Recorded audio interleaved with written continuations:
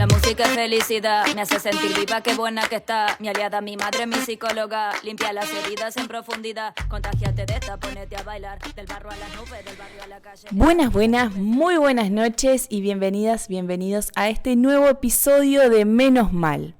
El día de hoy estoy compartiendo con Lorena, que es docente y también es educadora sexual. Muy buenas noches, Lore, ¿cómo estás?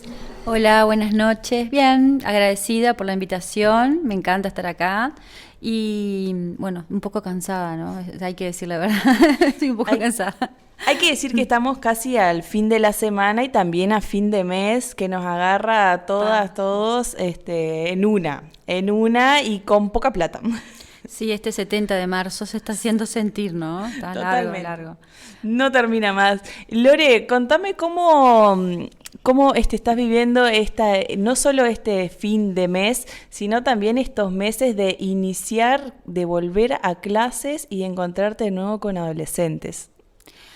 Bueno, esto de este marzo tan largo también, hoy bromeaba y decía, siento que hace como 6 meses que estoy dando clase, que ya estamos tipo en julio, agosto, pero está bueno volver un poco a la normalidad, en el sentido que arrancamos las clases con los grupos completos, que el año pasado y el anterior estábamos con subgrupos y era como bastante caótico.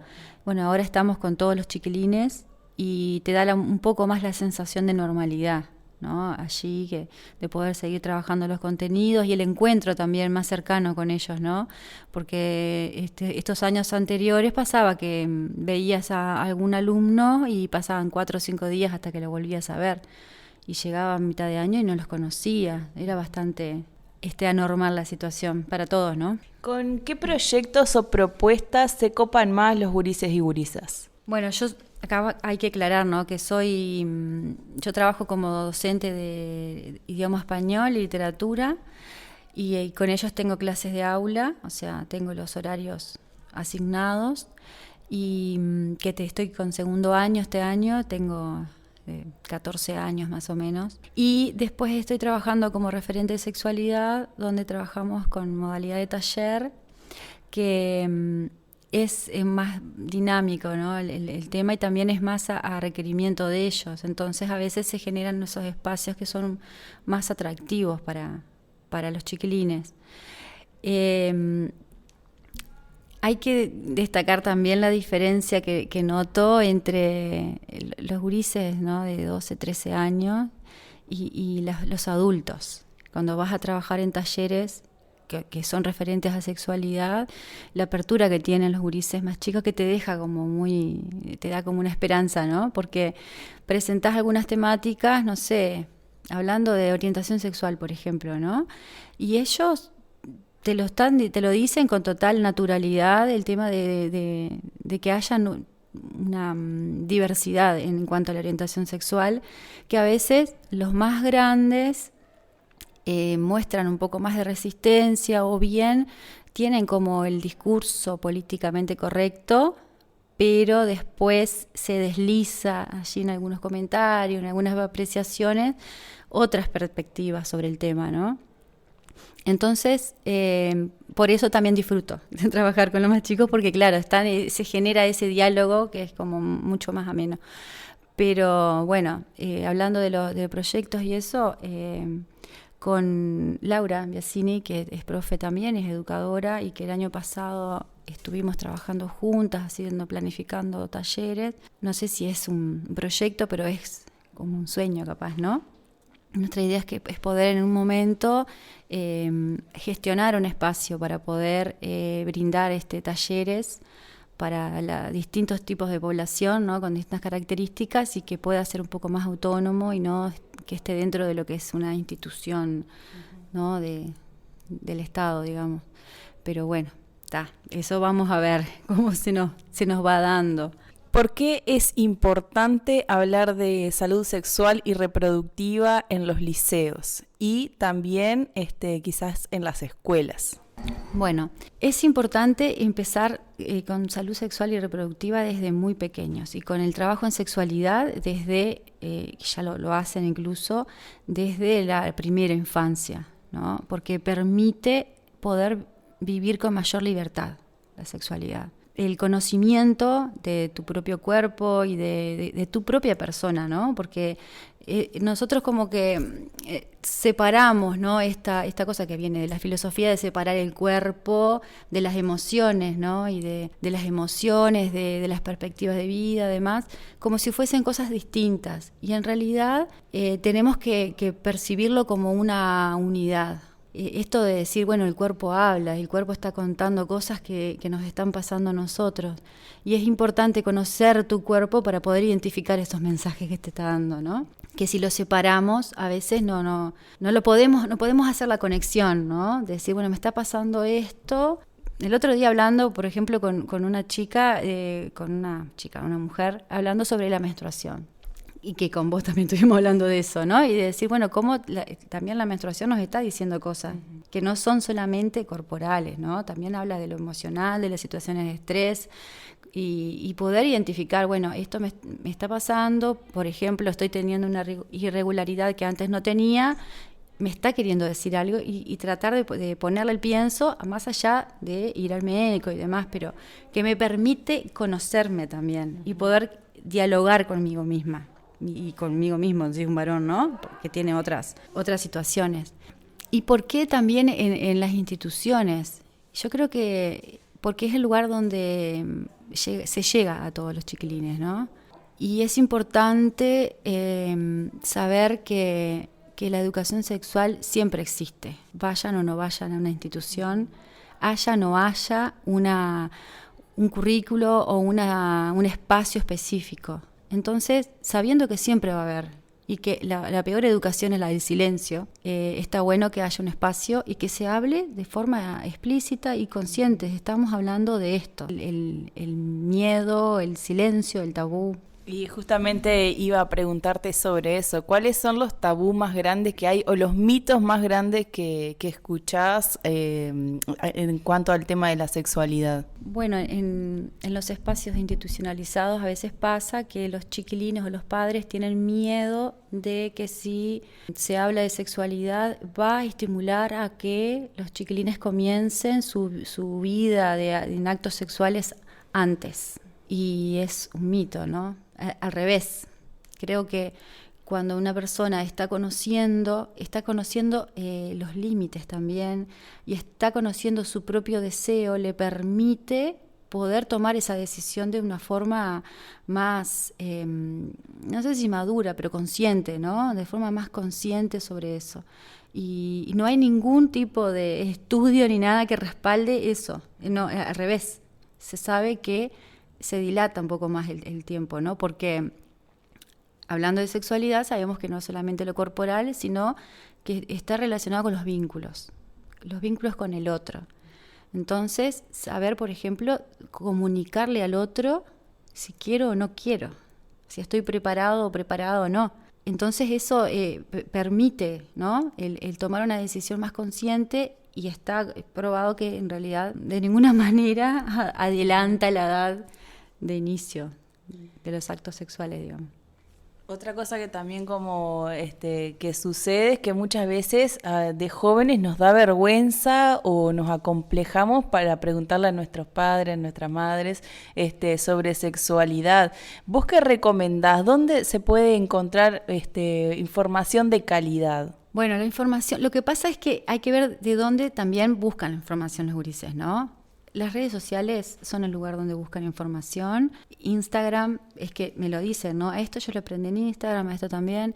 Y me imagino que los padres también buscan en internet o hablan entre ellos. Pero si buscamos en internet o buscamos en Instagram, está bueno saber de dónde, o sea, de qué fuente, ¿no? Y hay páginas que son de educación sexual integral que tienen información que es, en cuanto a lo corporal, científicamente, ¿no?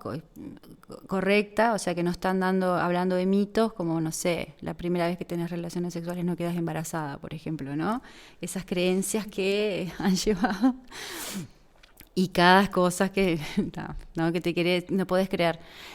Entonces, saber que si estás buscando en redes, por ejemplo, bueno, ir a cuentas que sean de educación sexual integral, que hay varias y que están subiendo información de distinto tipo que está respaldada, ¿no? por por instituciones y demás que no están basadas en lo que yo creo, ¿no?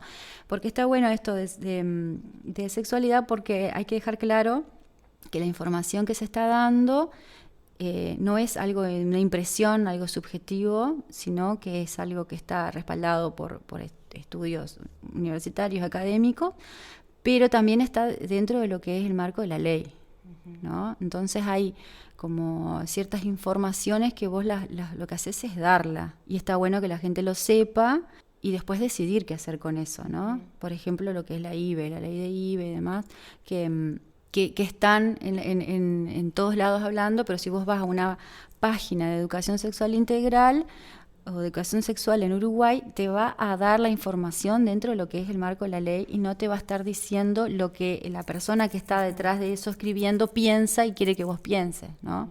No sé si me estoy explicando o estoy... Sí, porque con respecto a esto, bueno, con el tema de la interrupción voluntaria del embarazo, el aborto, han surgido páginas de grupos, digamos, entre comillas, pro vida, porque así se hacen llamar, que justamente van a desinformar y a captar a una persona que está en una situación de tomar una decisión por su vida, por su cuerpo. También dan mucha información que está recontra cargada de prejuicios, de cosas que cargan a una con estigmas, sí, totalmente.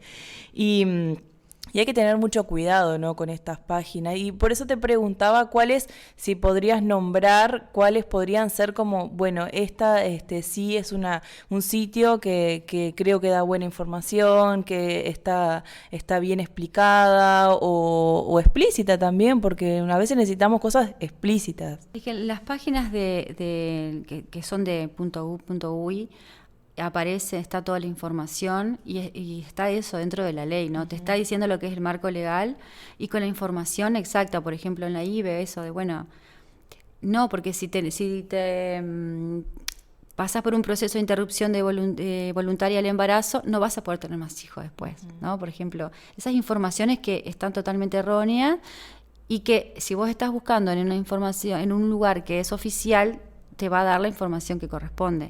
Que está todo el protocolo, vos ponés IVE y en el buscador y elegís uno que tenga .gov.uy, aparece la información que corresponde. Después en Ceibal también hay, porque son los que se acceden en los liceos, aparecen todos los datos, toda la información que está de forma clara. Y como te digo, si vos pones en la red, lo que sea, ESI, y son las páginas que son de educación sexual integral y que son gestionadas por equipos. Entonces, son personas que están formadas para ello, ¿no? No son personas que escriben lo que quieren que los demás escuchen, ¿no? Y con respecto a eso, la IVE, también es interesante saber que se da la información, ¿no? Y que le permite a la persona decidir, pero decidir para acceder o para continuar con el embarazo, ¿no? Porque a veces también está ese miedo de decir, no, esto lo que quiere es convencer, ¿no?, de que interrumpa, porque no, yo te estoy dando la información. Y si hay una presión por parte del adulto, porque hablando de menores, ¿no?, el adulto puede ejercer presión sobre el menor, sobre la menor, para que interrumpa o para que no interrumpa. Y ahí hay que ceder en los dos casos, ¿no? O sea, que permita a la chiquilina decidir de forma libre. Y también conocer ese procedimiento, que si hay no se ponen de acuerdo con el adulto, bueno, se tiene que judicializar y saber que eso se puede hacer, ¿no? Y que no se ejerza una presión para una decisión que es sobre su propia vida, para un lado y para el otro, o sea, para la decisión que sea. Sí, no sé. Incluso también hablando de salud sexual, también el tema de los métodos anticonceptivos, por ejemplo, ¿no? Saber que se está eligiendo de forma voluntaria y que no hay una gurisa que tiene 16 años, 15 años, que le pusieron el implante subdérmico, que le dicen el chip ya, pero no sabe ni por qué lo tiene puesto, ¿no? Y me pusieron el chip, pero... O las pastillas. O las pastillas. Pero, o sea, tomarla de forma consciente, porque también le va a permitir cuidarse de otra manera. Más allá de que sea una pastilla, algo hormonal, ¿no? Pero también le va a permitir cuidarse para prevenir otro tipo de cosas, como las ITS. Uh-huh. Y que no solamente le pasa a gurisas jóvenes, sino también a mujeres ya más grandes, adultas, de todas las edades, que, bueno, pueden haber dudas, pueden haber también cuestionamientos que no solamente sean de nosotras, sino que también tengan que ver con imposiciones religiosas, sociales. Por eso, ¿qué recomendás vos para disfrutar plenamente de nuestra sexualidad? Ay, bien abierta esa pregunta, sí, ¿no? Bien abierta. No, bueno, para disfrutar, bueno, relacionado con esto, con los embarazos no planificados, poder elegir un método anticonceptivo que se adecue a tu realidad y a tu situación, ¿no? Tu contexto. Para eso tenés que tener una entrevista bastante abierta con tu proveedor de salud, ¿no? Que a veces capaz que no pasa, pero bueno, hay que sentarse y decirle, mira, yo vengo a hablar de esto y necesito saber cuál es el método que a mí me resulta mejor.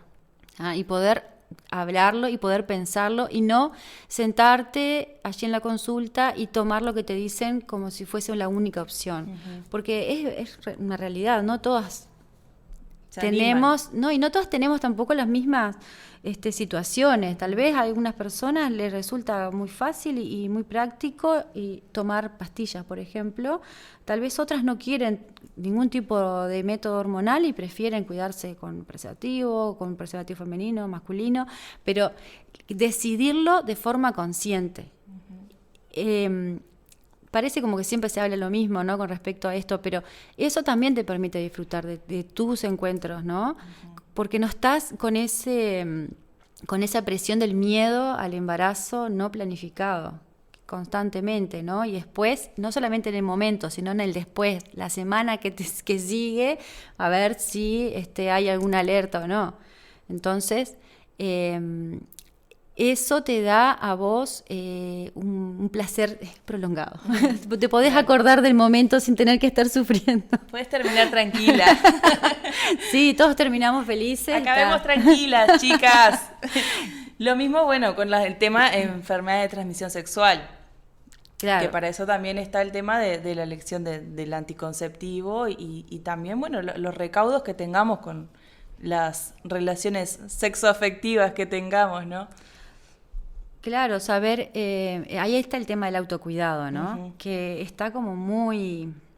Ahora se está hablando mucho, pero durante mucho tiempo hubo como una sombra sobre el autocuidado y parecía que lo único que importaba era si quedabas embarazada o no quedabas embarazada, y incluso las ITS estaban como por fuera uh-huh. porque le pasaba a otra gente, parecía, ¿no?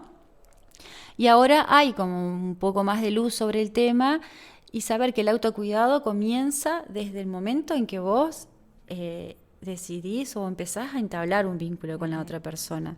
Empieza con la forma en la que vos decidís iniciar ese vínculo, el ser claro con respecto a lo que vos querés o lo que vos en ese momento estás esperando de ese vínculo y poder ir generando como un diálogo constante que permita reestructurar eso, porque sabemos que nosotros no somos personas que nos mantenemos iguales todo el tiempo, poder ir cambiando, ¿no? Uh-huh. Pero eso forma parte del autocuidado porque te permite estar también alerta para saber si lo que está sucediendo, alerta o alerto, sobre si lo que te está sucediendo es lo que vos querés y necesitas en ese momento, y que no pase como ha pasado durante mucho tiempo y sigue sucediendo, que te despertás un día y te encontrás en una situación que no es la que vos querés. Y te preguntás, ¿y cómo me pasó esto? ¿Cómo llegué acá? ¿Cómo llegué acá? Y te pones a pensar, bueno, pasó esto y pasó lo otro. Empezás a mirar hacia atrás con otros lentes y empezás a identificar algunas cosas. Y vos decís, ¿por qué? Y porque cerré los ojos, ¿no? Hay una expresión que yo la cuestiono un poco, que dice, hay que dejar fluir. Entonces, hablando con una amiga, le decía, sí, hay que fluir, pero tampoco fluyas mucho, porque cuando vos fluís mucho, cerrás los ojos y no le estás poniendo mucho pienso a lo que estás haciendo. Entonces vos fluís, y cuando querés acordar, abrís los ojos y estás en una situación que decís, ¿por qué esto? Entonces el autocuidado comienza ahí, en poder habilitarte a vos misma o a vos mismo a poder ir poniendo en palabras lo que vos necesitás. Lo que necesitas en el vínculo afectivo, pero también lo que es en el vínculo sexoafectivo, ¿no? Saber, bueno, yo esto es lo que estoy necesitando, o poder decir que no querés un día, o poder decir que querés más, quiero más. Quiero más. Poder Dame decir más. que querés más. Lore, muchísimas gracias por tu tiempo. Si querés acotar algo más, agregar algo más, el micrófono está abierto. No, yo lo único que quiero decir es que tenemos que habilitarnos a gozar. Tenemos que gozar, pero gozar sabiendo que lo estamos haciendo y cuidándonos en todo el momento, ¿no? Pero